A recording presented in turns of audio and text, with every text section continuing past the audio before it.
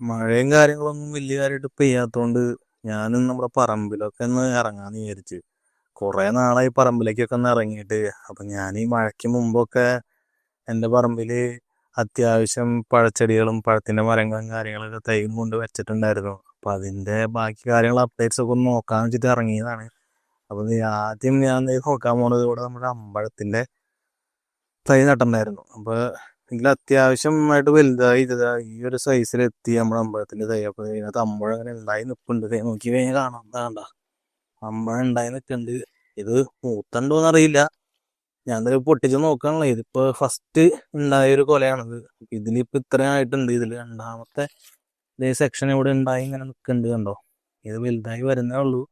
അപ്പൊ ഇത് വലുതായി വരാൻ സമയം എടുക്കും എന്തായാലും. അമ്പഴത്തിന്റെ ഇത് അത്യാവശ്യം നല്ല രീതിക്ക് ഉണ്ടായുണ്ട്. ഒന്ന് പൊട്ടിച്ച് തിന്നു നോക്കണം. പക്ഷെ ഞാൻ മുമ്പ് ഒരു പ്രാവശ്യം വീടിന്റെ അടുത്തേക്കണ തന്നെ പൊട്ടിച്ച് നോക്കിയപ്പോ ഇതിനകത്ത് വലിയ മധുരമൊന്നും ഉണ്ടായില്ല. സീറ്റമ്പഴം ഒരു തൈയാണ്. നമുക്ക് അച്ചാറും കാര്യങ്ങളൊക്കെ ഇടാൻ വേണ്ടിയിട്ട് പറ്റിയൊരു സാധനമാണ് ഈ സീറ്റമ്പഴത്തിന്റെ തൈ. ഇതെന്ന് പറയുന്നത്, സീറ്റമ്പഴം എന്ന് പറയുന്നത്.